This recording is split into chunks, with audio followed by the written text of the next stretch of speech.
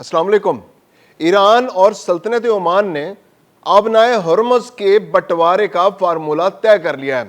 اور ایک دو روز میں یا چند روز میں اس کا باقاعدہ اعلان ہونے والا ہے۔ یعنی آبنائے ہرمز جو اسٹریٹ آف ہرمز ہے، جو ایک انٹرنیشنل پانی ہے جہاں سے تجارتی جہاز گزرتے ہیں، جہاں سے آئل ٹینکر گزرتے ہیں یا جہاں سے باقی آمد و رفت ہوتی ہے، اس کو اب دو ملک آپس میں بانٹنے جا رہے ہیں اور امریکہ خاموش تماشائی بنا ہوا یہ سارا معاملہ دیکھ رہا ہے۔ اور آنے والے دنوں میں ایک نیا فارمولہ آنے والا ہے جس میں ان باؤنڈ جہاز اور آؤٹ باؤنڈ جہاز کس طرح سے گزریں گے، کس طرح سے ان کو ٹرانزٹ فیس دینی ہوگی، یہ معاملات طے ہونے جا رہے ہیں۔ اور 60 روز کا جو عبوری فارمولہ بن رہا ہے وہ یہ ہے کہ عمان اور ایران نے آبنائے ہرمز کے پانی کو دو حصوں میں تقسیم کر لیا ہے۔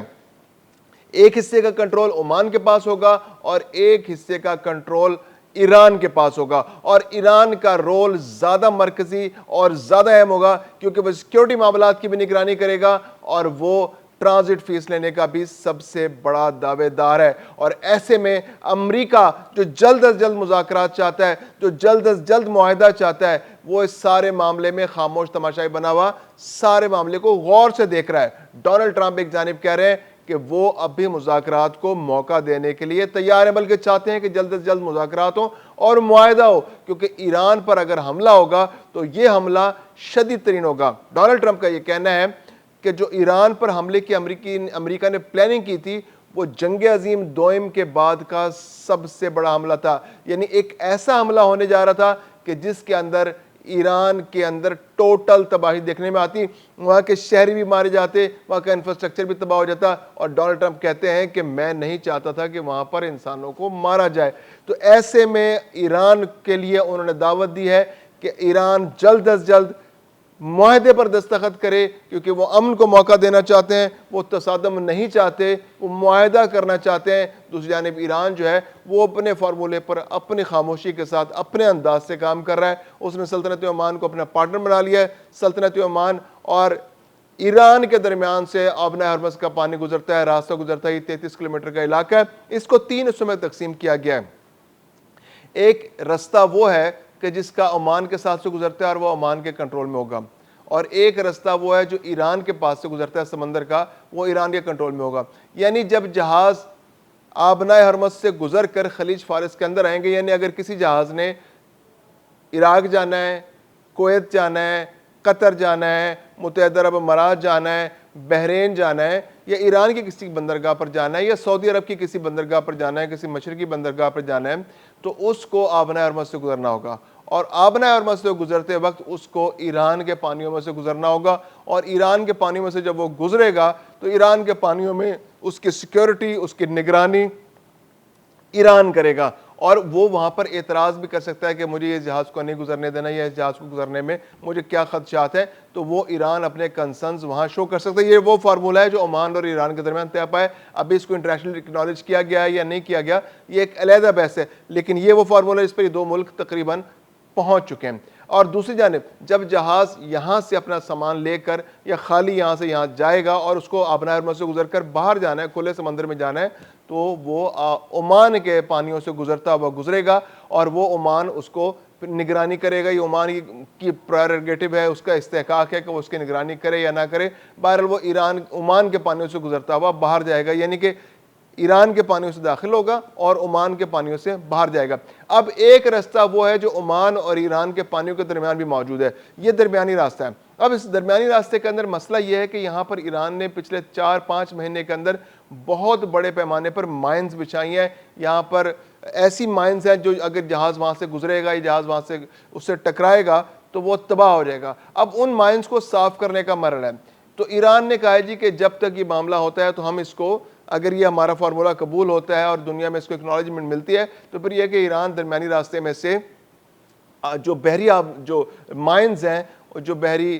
مائنز کو ہٹانے کا پروسیس شروع کر دے, کیونکہ اسی نے بچھایا ہے اور اسی کو زیادہ بہتر معلوم ہوگا کس کس علاقے میں مائنز موجود ہیں, اور مائنز کو ہٹانے کا کام ایران کرے گا. یہ سارا معاملہ, یہ معاہدہ جس کی بات ہو رہی ہے, یہ 60 روز کا معاہدہ ہے, یہ ایک انتظامی معاملہ ہے, اور اس انتظامی معاملے کے اندر یہ اگر جو باقی چیزیں مشروط ہیں, اب اس میں جو سب سے بڑا سوال پیدا ہو رہا ہے کہ ٹرانزٹ فیس, ایران کی مرضی ہے کہ ٹرانزٹ فیس وصول کی جائے, جتنے بھی جہاز یہاں سے گزریں, داخل ہوں, باہر جائیں, ان سے ایک اماؤنٹ وصول کی جائے, یہاں سے گزرنے کی ایک فیس وصول کی جائے. امریکہ اور باقی دنیا چاہتی ہے کہ ایسی کوئی فیس وصول نہ کی جائے, کیونکہ پچھلے جتنے عرصے سے یہاں سے ٹرانزٹ ہو رہی ہے, ٹریڈ ہو رہی ہے, یعنی یوں کہیں کہ ایران اگر پچھلے 60 سال کا ذکر کریں تو پچھلے 60 سال کے دوران یہاں سے گزرنے والے جہازوں سے کوئی ٹرانزٹ فیس وصول نہیں کی گئی. امریکہ اور باقی دنیا چاہتی ہے کہ یہاں سے کوئی ٹرانزٹ فیس وصول نہیں کی جائے, لیکن ایران کے پاس ایک پلان ہے. ایران یہ چاہتا ہے کہ 5 سے 7% ٹرانزٹ فیس جو ہے ان جہازوں سے وصول کی جائے.